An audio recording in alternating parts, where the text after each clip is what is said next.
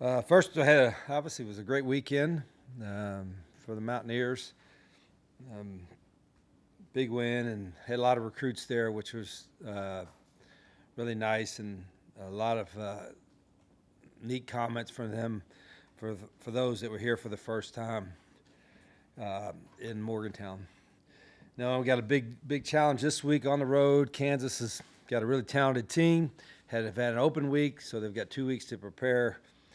The new stadium, all that goes with it, with their Big 12 opener against us at home. So we got to, after Sunday, kind of turn the page from last week and get ready to play a good football team on Saturday night. Rich, the run game was much more productive this past Saturday than the week before. So does all that credit go to Ty Edwards? Was your offensive line better? What was your analysis when you looked at the run game? Ty helped. He ran hard and he's a big guy, ran physical. I thought we played pretty solidly up front. There was, we executed a little bit better in some of the run game. We thought we'd really be outnumbered, and we were at times, but Ty broke a few tackles. I thought Clay Ash ran pretty well as well. So I think it was a combination of all that. Ty actually mentioned that he has to conquer anxiety and deals with anxiety while playing. Obviously, he had a great game and got over that. Were you aware that he deals with that at all? No, they probably all have some form of anxiety. He spoke openly about it. So do I, Yeah. But I think he's. We've got people to help with that, but I think Ty is still getting in shape. I think the hardest thing with him was, I don't know how many times he carried it. I don't count, but he probably got a little tired there, and he's not used to that much of a workload. So I think as the season goes along, he'll get better and better shape. But that environment with anxiety also, that couldn't have been easy either. So. It was a great environment. Yeah, and I think sometimes we forget that even if you're an older player like Ty, you've been around a little bit, it's a lot on these guys. So that's just one reason, to your point, that we try to, I don't want to say put pressure on them in practice, but try to create as much of a practice and environment that asks for them to do their best all the time, so the games are second nature. But you're not going to duplicate a practice atmosphere like we saw Saturday. So that was pretty neat. What do you see from Kansas defensively, and what do you know about DK McDonald? Yeah, just been doing our research. Got some pro experience. They do a lot. They're very similar to us defensively, from the standpoint is that there's, some teams you'll see a certain base defense, mostly first, second down, third down. You'll see all the exotic stuff. You'll see a lot from these guys on every down. And so, again, with the 2 weeks, there's going to probably be some things that we hadn't seen that we got to be prepared for. Now, the only good part for us is that our defense does a lot of that too, so we saw a lot of different stuff in camp. But it's going to be – I know we're going to see some stuff Saturday that we probably hadn't seen in a while. We got to make sure we're ready for that. Would you discuss the challenge of new coach, new system, and putting together a whole new offensive line? How difficult a task is that? Bob, that's the hardest part of, one, our guys don't have a lot of game experience, particularly up front in the O-line, but they're all freshmen in the system. So sometimes I forget when we go on like, hey, if this is happening, we need to do this, or we make this adjustment. And I'm like, well, shoot, these guys have never made any adjustments yet. This is truly the first. They're like truly all freshmen, other than a couple guys that played for us at Jack State. They're all freshmen in the system. And so I sometimes have to tell myself and our offensive coaches, hey, we got to dial it back now. These guys they're not seasoned veterans in knowing this is the thing we do to fix that or fix this. And that's the hardest part when you're playing with so many new guys, in particular your first year. Year two is going to be a whole lot easier because you're going to have a handful of guys, maybe have not all of them, but you'll have a handful of guys that have been in it. And then year three, you're going to have more of it. And, by the time you get to year four or so, there are going to be many of your players grown up in your system, and that makes a difference, I think. What's your origination of the 9 offensive lineman formation. Did you see that somewhere else, or did you invent No, it? we did something similar to that the last couple years. We had 8, and I'm like, why have 8 when you can have 9? You know, and if one of the big fellas could run it, I'd have 10. You know, yeah, I actually asked those guys if any of them had played running back before, but yeah, they've been waiting to use that one. The big, we call it heavy. They like the heavy stuff. Can you even catch? Can you swing somebody out? Yeah, we're asking those questions too. You know, we want to. I don't know if how much we'll expand the heavy package, but it was key for us, I think, a couple times. Do you have to declare those guys eligible when you? No, not like the pros. Not like the pros? No, they can just put them out there. Now they have an ineligible number that you can't go out for a pass or anything like that. But you don't. In the NFL, you have to declare it. The first 3 games, you've kind of mentioned that it's your time to really learn about your team. You feel like this past weekend you learned a lot about your team? Yeah, I think for a multitude of reasons. One, you know, you're playing a game into overtime, and it's obviously a tremendous environment, a tight ball game, really loud, really intense, and so you find out a lot about that. But you don't want to make a judgment just on that either. You know, good or bad. You know, I think sometimes, you know, but every experience they have, I think, is going to help our guys grow, and it's going to help us learn. So, yeah, I'm glad we won.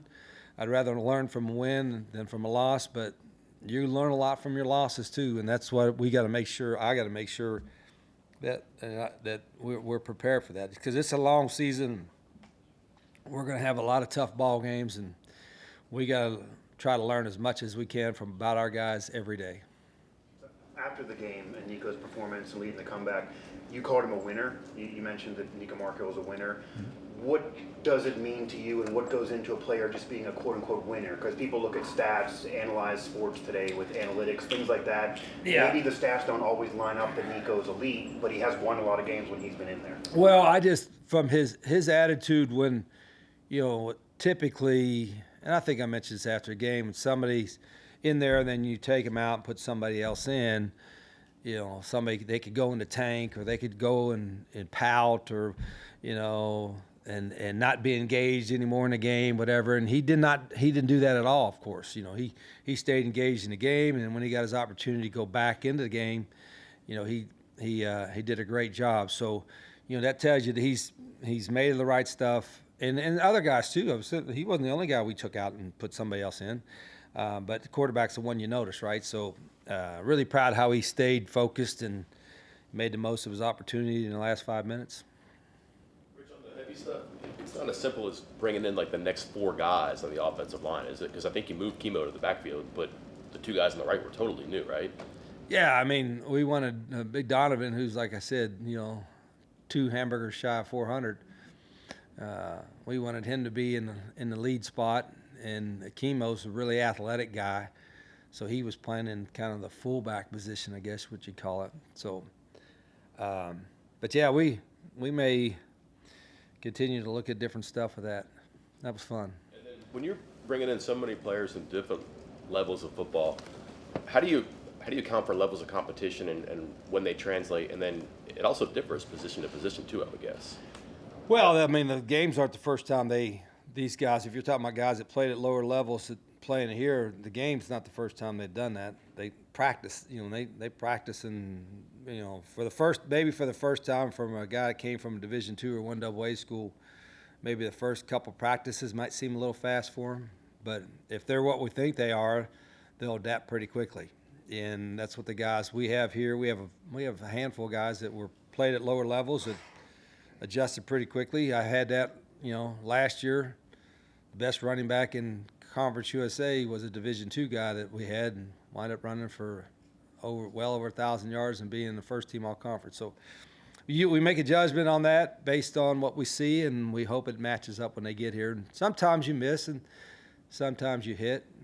We thought Ty was going to be a good player. He obviously got a late start, and he's still learning, but he showed some glimpses, of course, Saturday, what we thought he could be. How were you Tight ends made some big contributions late in the game and in overtime. Yeah. Were you holding a couple of those, like the down No, the tracks I don't- route, or was no. it? No, I don't hold anything. Are you kidding me?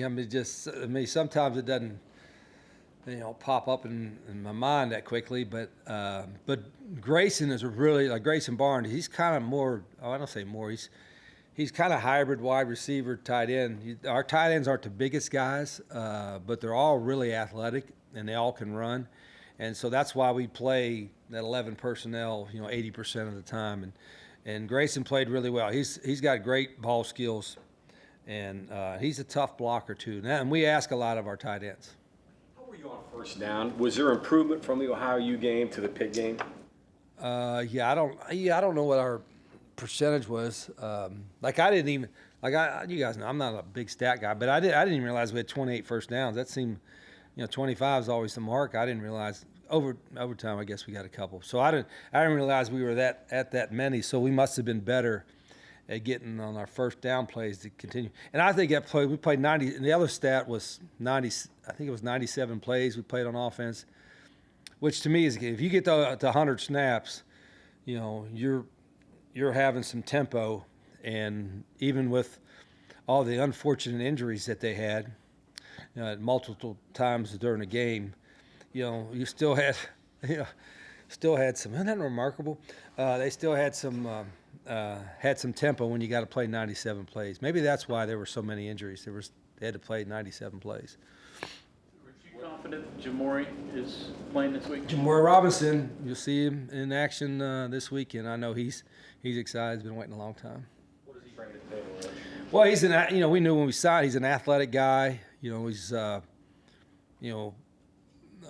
all the physical skills that you want.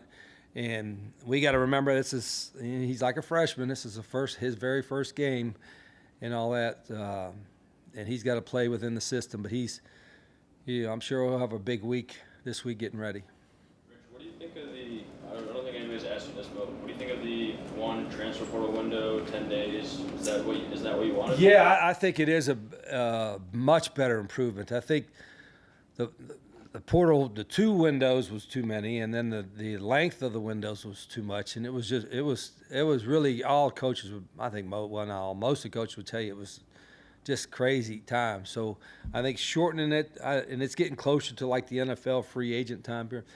I've always said this: as many rules that we could follow that kind of follow what the NFL does, because they're the most professional or best professional organization there is, and they've got a bunch of rules, and that's how they're so competitive every year.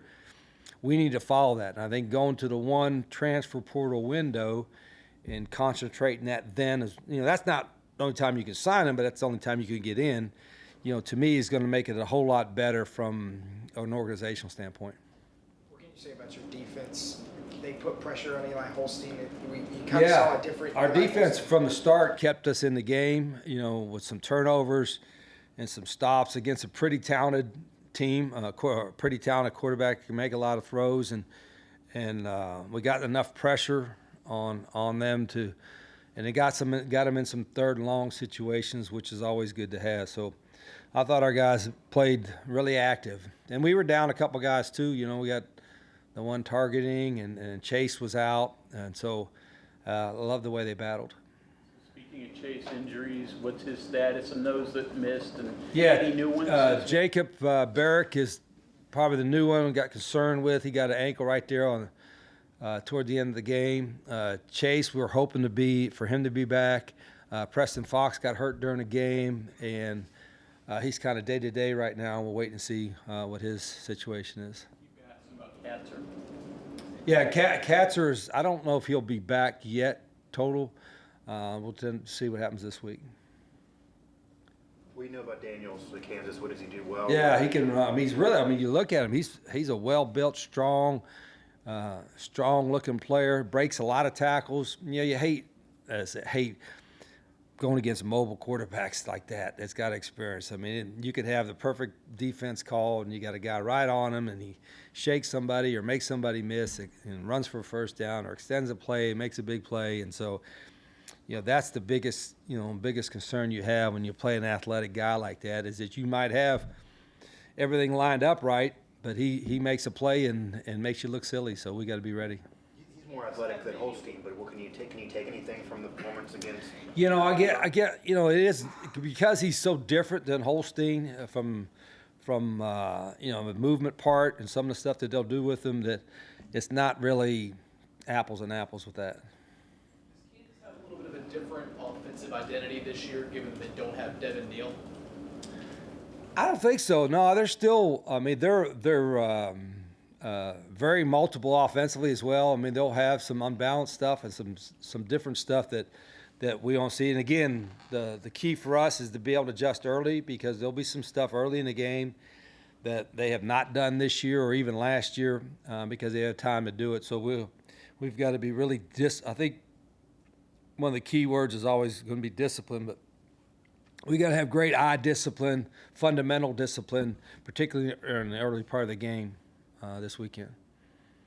What do you think of Leipold's offense through the years and different coordinators?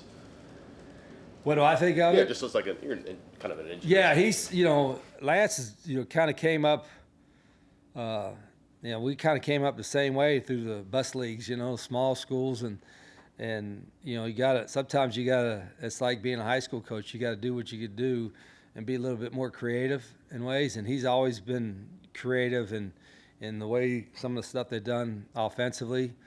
And he's won. I mean, he's won everywhere he's been. At some places that it's something to win at a place that always wins, or win at a place that doesn't always win. And he's won at places that didn't always win, and that's what's really impressive. What's the preparation like for a quarterback like him, or like Pat White if those that had to go against him, when you can do everything right and they can still beat you? Yeah, you hope you have somebody that can emulate that on your team and on your scout squad or something like that. I know some teams have put like a running back or receiver back there and instead of a real quarterback, just so they get a feel for it. And we'll do some different stuff this week to prepare for it. But we have a couple pretty mobile quarterbacks, so our guys have seen it in camp. But it is different when it's game speed and a couple weeks ago, we played a guy that was really athletic and gave us problems when scrambling around, extending plays, getting first downs, and we can't allow that to happen with this guy. Rich, coaches like routine, but now you're traveling first time on a plane with the team, place you haven't been. Yeah. Anxiety for you with that, just getting out of the comfort No, zone? heck, we or- got so many people to organize, that fix it. So what seat am I on the bus and what seat am I in a plane, and here's the itinerary. It's not like, you obviously like to, I'd rather just bus an hour away and play somebody, but getting on the plane and doing all that. It's never easy to travel from that regard. But there's also, when you do travel, everything's a little bit smaller. It's kind of easier sometimes to get focused in because it's just your little group, and you don't have recruits to host and do all other stuff. So there's some more time you could actually have with your players on away trips, believe it or not. How difficult is it to get them to refocus and move forward? Yeah, that's going to be the key. That's why we talked about it Sunday. They have Mondays off, so we saw some of them yesterday running around the building. But today, if there's any kind of hangover, whatever you want to call it, from the last game, I'll probably notice it early in practice and get that corrected as soon as we can, because our practice doesn't change. We're going to practice the same way with the same type of, I guess, hope, focus, and intensity. Coach, in the last 2 games, you've gotten 4 picks on defense, but you guys haven't got any points off of that. Just trying to maximize those opportunities whenever you do get the turnover on offense. What do you need to do against a team like Kansas that they can score at any will? Well, hell, it doesn't matter whether you get the ball via a turnover or a punt, whatever. You want to, if the turnovers, if you get great field positions, you better score, right? But it's not like you're trying any harder after a turnover than you do after a change of possession. It's just the whole key is to try to execute the best you can. Rich, you said Preston was obviously banged up, so he didn't return punts or kickoffs. Why'd you go to Bowie and Gallagher in those positions to fill in for him? What did you see from them? Why wouldn't I? Well, no, I'm just saying, what did you see from them? What makes them such good returners and put them in? Oh, they're all, well, the first thing to do if you're to be a punt returner or a kick returner is be able to catch it. You know, I always tell the punt returner, I said, catch it and get a first down. You know, that means just get vertical for 10 yards. But our guys, again, not gonna lie, they've since camp started, they've caught the ball really well. They've caught the ball well. Kickoffs, of course, and caught the ball well on punts. And Rodney's got great ball skills. We trust him with all the returns and catches. And Preston's really good too.